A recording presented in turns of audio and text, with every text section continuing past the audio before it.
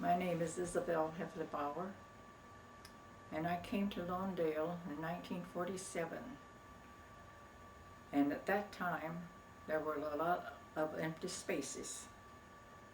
And there was no houses, and we had no sidewalks, and the streets were paved, macadam, I guess you would call it. And then they began, after it was incorporated, they put the sidewalks in, and of course we had no sewers and anything like that. And they got those all in, and it made quite a difference for the people. And then there was building, of course. And on Kingsdale Avenue, there was only a few vacant spaces, and this was one where I am now.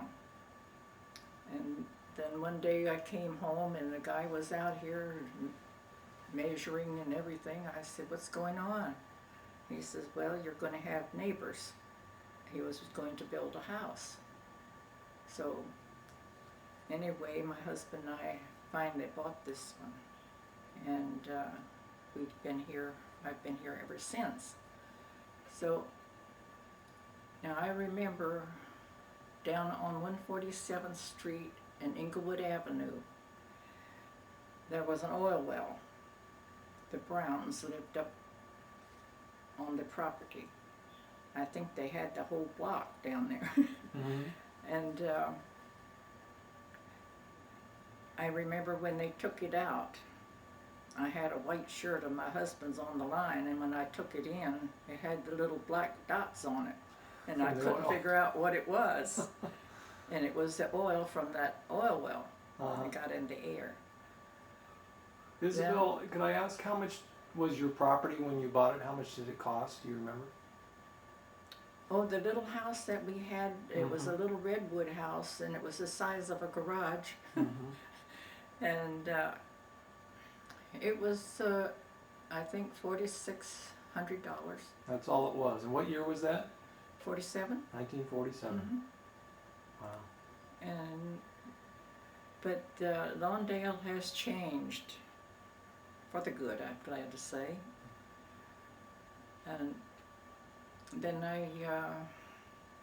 I should say we started the church over here, I think in 53, first Sunday of 53. The Congregational Church. Mm-hmm. And Reverend Patterson was the minister.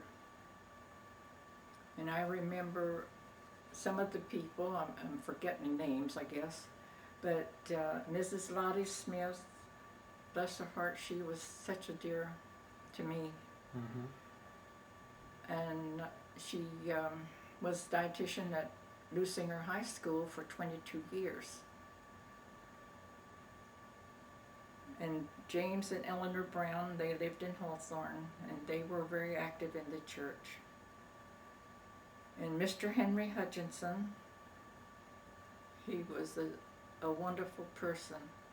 And he had a son, George Hutchinson, that came to church. And the cooks, I think they came before I started. Mm-hmm. Charles and, well, his mother, Miss Minnie, they came to our church. Mm-hmm.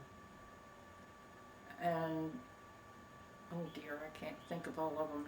Well, we talked earlier about Roy Rogers' sister. Talk about her. That was later. She came, Roy Rogers' sister, Mary Marlin, Mm-hmm. And her daughter.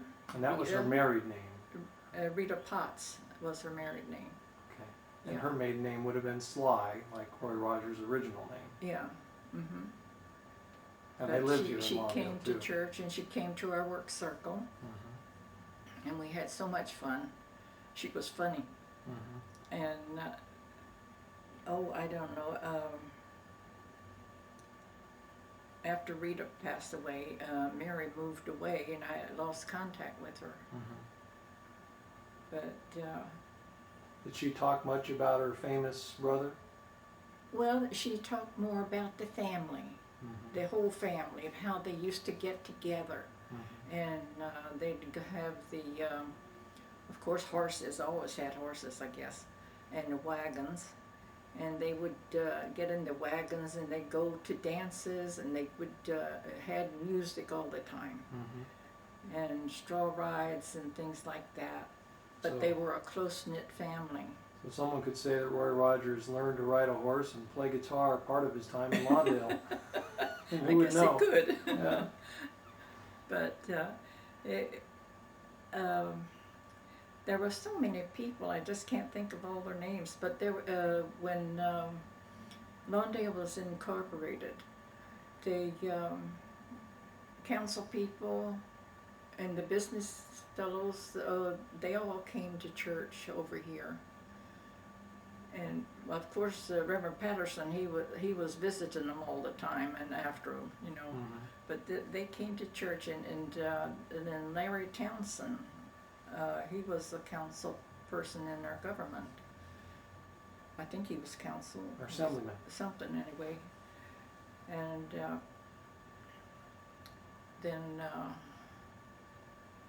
the stores up and down the on 147th Street. I remember that little, I don't know what you would call it. The lady, she was an elderly lady, and she sold saddles and hay and corn and all Like a kinds feed of store. stuff like that for horses and things. Just like a feed store. Yeah, it was a feed store. And then the little market on the corner, I used to shop there. And then I remember our first mayor, Charles Brown, Chet Brown, I should say.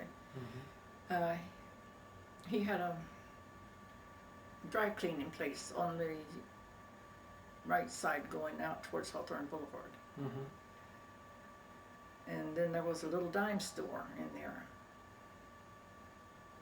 And then there was a house, I can't remember, and then there was a little gift shop down here on Buren and 147th, across from the Civic Center. I've seen your pictures of the Hooper Rexall drugstore. Oh, yeah. My husband used to go over there and talk to the gentleman all the time. Yeah. When we first moved down here, my husband wanted his father to know where we were. So he went out with a camera and was making pictures up and down the streets. And he made it up a Hawthorne Boulevard. And there was a equestrian trail in the center. And there were trees and all, the eucalyptus trees up and down there.